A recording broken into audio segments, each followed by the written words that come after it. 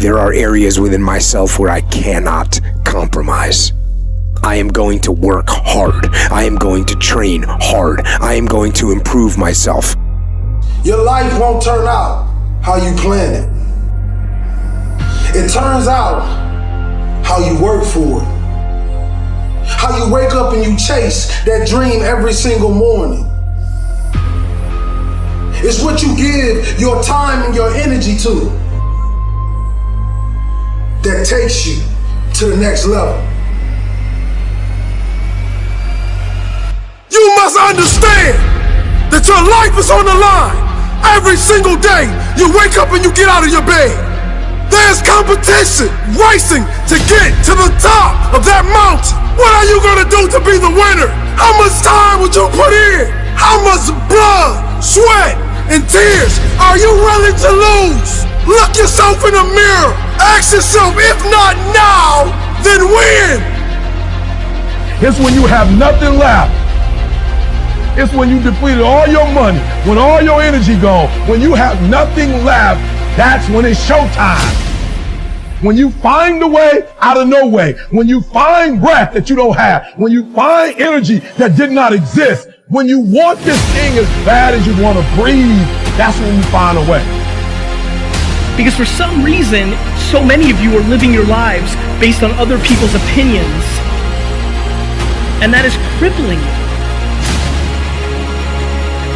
The way to really eliminate fear is by not giving a about anybody's opinion. My losses are mine. I'll deal with them myself. I don't need your 2 cents. You're losing plenty on your own. Patience and inner voice makes you unbeatable. The more times you challenge yourself, the more times you venture into the unknown, the more times you push through the fear, the stronger you become, and the more fear starts fearing you. You're a force to be reckoned with. How are you going to let fear control your life? You're stronger than that, come on. You've got everything you need inside you to achieve anything. And you're going to let fear dictate what you do? You run from your fears, you ain't living. You're alive, but you ain't living. Your heart, your life, your happiness is your responsibility and your responsibility alone. Alright, the next step is you've got to believe it. Number one in your life's blueprint should be a deep belief in your own dignity, your own worth. You have got to make a declaration that this is what you stand for. You're standing up for your dreams. You're standing up for peace of mind. You're standing up for health. You want it. And you're going to go all out to have it.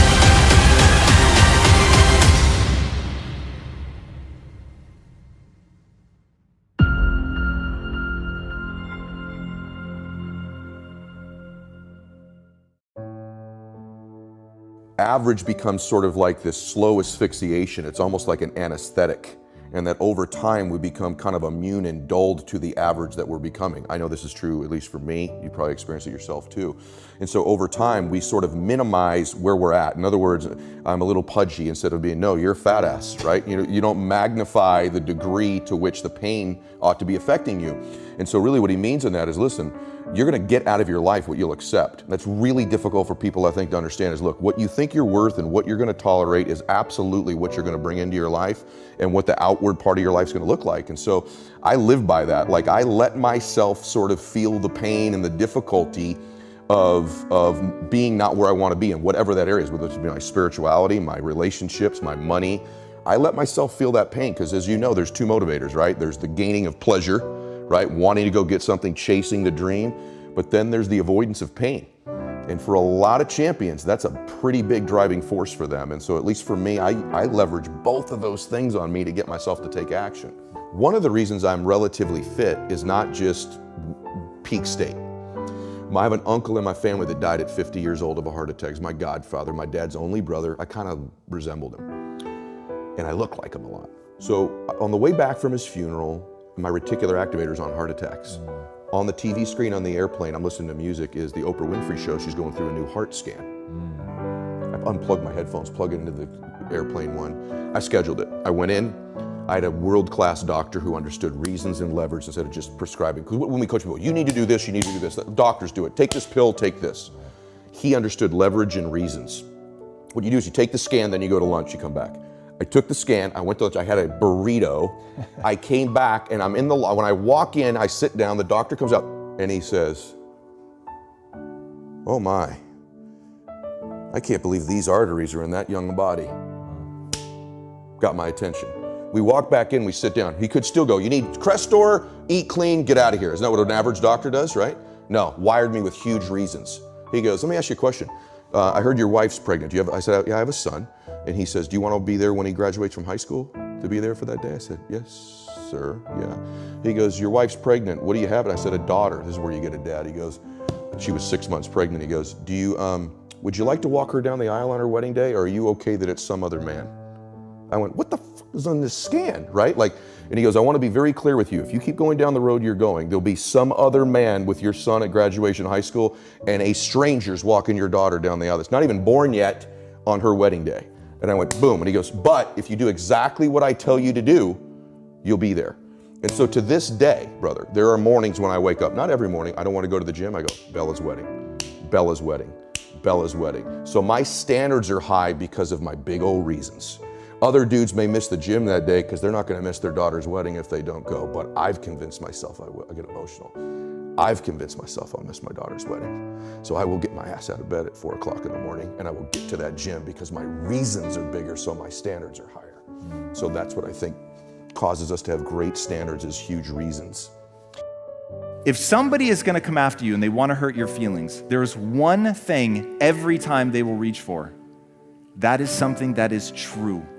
When people try to hurt you, they go for the most real thing and they fucking jab you right in your heart because they know it's gonna hurt because it's real, man. And that's mean for sure, and it hurts for sure. But if you think of it like this, when somebody's throwing a rock at you with the intention of hurting you, you can put your defenses up, you will deflect that rock, never to be seen again, or you can lower your defenses, let it hit you in the face, knowing that it will hurt, but also knowing now at your feet is not a rock, it's a lump of gold. Because they've given you an insight into where you are weak. Now, once you know where you are weak, you can begin to build yourself. And that is my thesis on life. You get to build yourself in any direction you want, in any way, to become anything you want. There will be an extraordinary price to pay, but you can go in any direction. Now, I don't think that we're born blank slates, but we are so close to that. To worry about where your limits are is to miss how much you can improve. So focus on how much you can improve. There's an amazing quote by Alexander Solzhenitsyn, the author of the Gulag Archipelago. And what he said was, "The line between good and evil runs through every human heart." To me, it's not about good and evil. To me, it's about malleability. That's a statement of how shapeable we are. Now, here's the terrifying thing about how we get shaped. It happens when you're young. You get all these things that come to you that seem to be simply true.